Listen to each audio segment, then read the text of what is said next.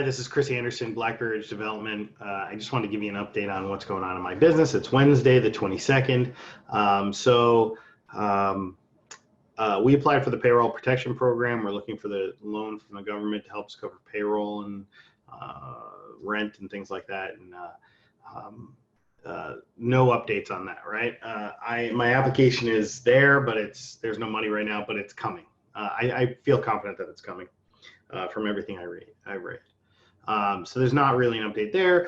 We did our credit updates yesterday, so that's pretty exciting stuff. Now I'm just waiting for the next step of that process. So here's kind of the interesting thing of the day, right? So it's like it's the morning. It's like 10 o'clock in the morning, and we had a violation that we received on one of our properties in a local municipality a few months ago at this point. And the violation was because there were garbage can was in front of the house. In this particular town, like in most towns, it's against the town's code, the property maintenance codes, to have garbage cans in front of the house.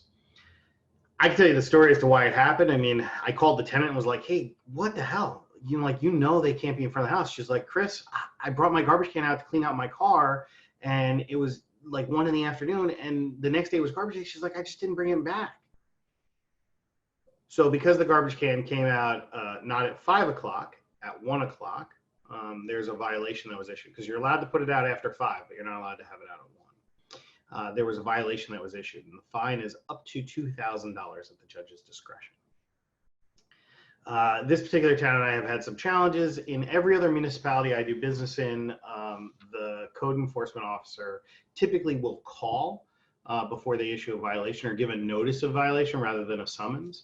And the reason why they do that is because the purpose of, or at least in my mind, the purpose of code enforcement is to keep an orderly community, right? Is to protect the cleanliness and order of a community and make it presentable, maintain property values. It is not to collect fines. But here's the thing. Other area municipalities have typically one officer who does multiple jobs. In this particular town, which is a pretty small town, they've got 2 full-time code enforcement officers who only do code enforcement. Clearly, they need to earn some money in their department in order to justify jobs. And these guys take that shit very seriously. So court was scheduled for March. It was canceled. It was scheduled for April. Actually, yesterday it was canceled. Obviously, they're closed. They're actually closed in May as well. So I emailed the code enforcement, the head of the code enforcement department, and this is what I said. Yes, this is what I said.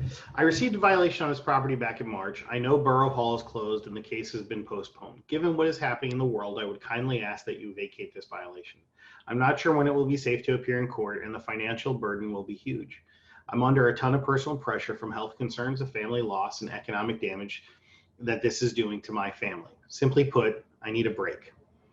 I know that we can discuss these concerns the day of court, but that likely won't be for months. I would like to resolve it now, if possible, without the danger of gathering in court. I'm hoping you can understand and perhaps demonstrate a little grace. So that's what I wrote. So the code enforcement officer called me up and said, hey, listen, everybody can write that letter. I go, yeah, I think everybody can write that letter. He goes, so what do you think? I should give everybody a break? I go, yeah, that's what I think. I think you should give everybody a break.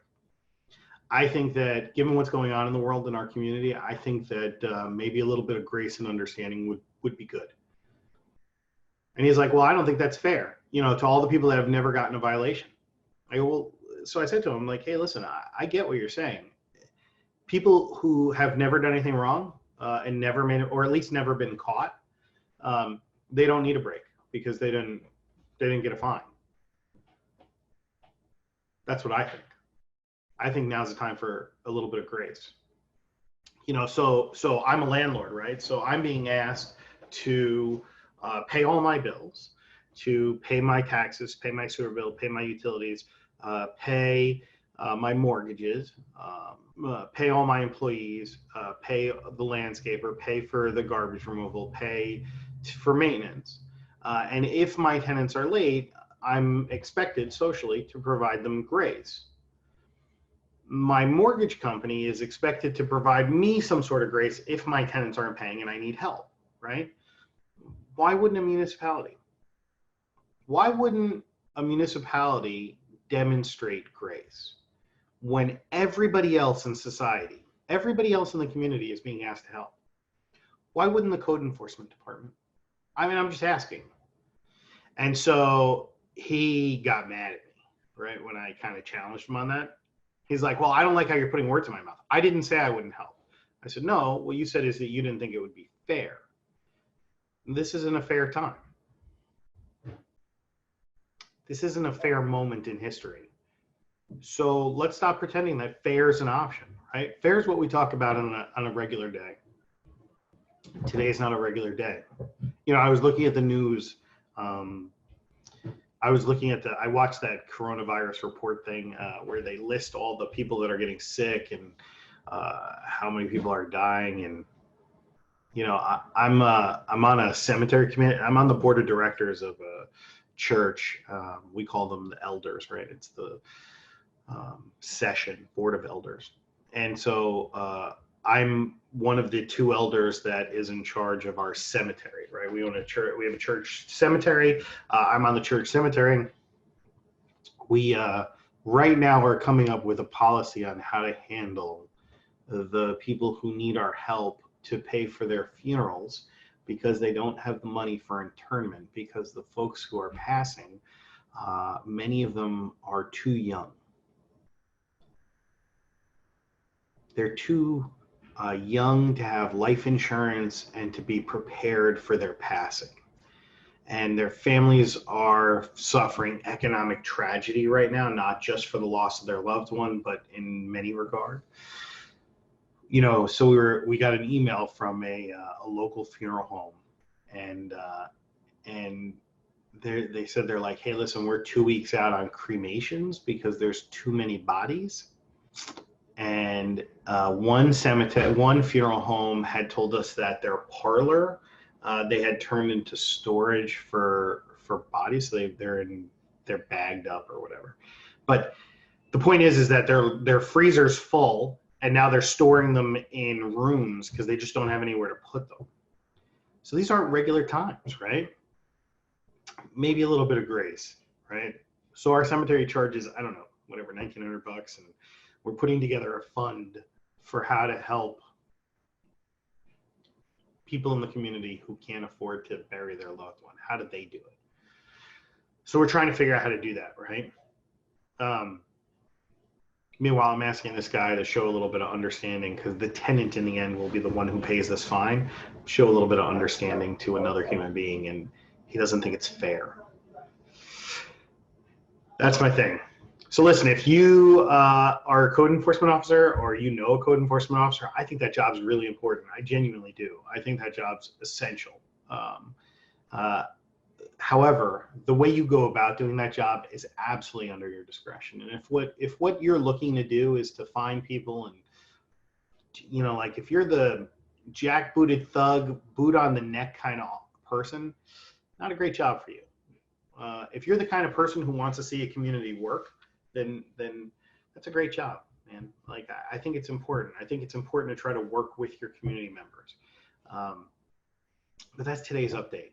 The other thing I have going on is at 11 o'clock this afternoon, I have this full day thing. I'm part of the Paul Fink Maverick Millionaires. It's an awesome program. If you want to know more about it, reach out to me. I'll tell you my experience. I think it's awesome. It's a business coaching program, and maybe it's for a little bit better time. I don't know. Or maybe it's for now. I don't know. It depends on who you are. But we have this mastermind group that meets 5 or 6 times a year. Normally I fly someplace. So the last one was in Las Vegas. This one was scheduled to be in Orlando. Unfortunately, because of what's going on, obviously it was canceled, but we're doing it virtually. So I get to see my friends, and we get to hang out, and we get to do it. We get to do it on a Zoom meeting today and tomorrow. So I'm going to be kind of busy with that. But if you want to reach me, I'm this far away, right? So this is how far. Call me, text me, whatever. Listen, if you enjoy our content, though, please like our page. Please, please, please. We're going to be doing YouTube content. There's going to be some stuff coming out soon. as far as YouTube content. Please like what we're doing, share it. I can't tell you how much that helps us. We're really looking to reach a bigger audience. If there's anything I can do for you, give me a call. My cell phone number is at the top of the page. I'm pretty easy to get a hold of. But other than that, happy Corona days. This is Chris Anderson, Blackberry Ridge Development. Be safe.